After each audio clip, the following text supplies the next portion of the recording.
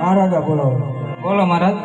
અરે ગોરદેવ, કામ તો એટલા જ છે કે મારી દીકરી સગુણા ઉંમરલાયક થઈ ગઈ છે તો તેના સોના ટકોને શરીફ પર લઈ જવાનું.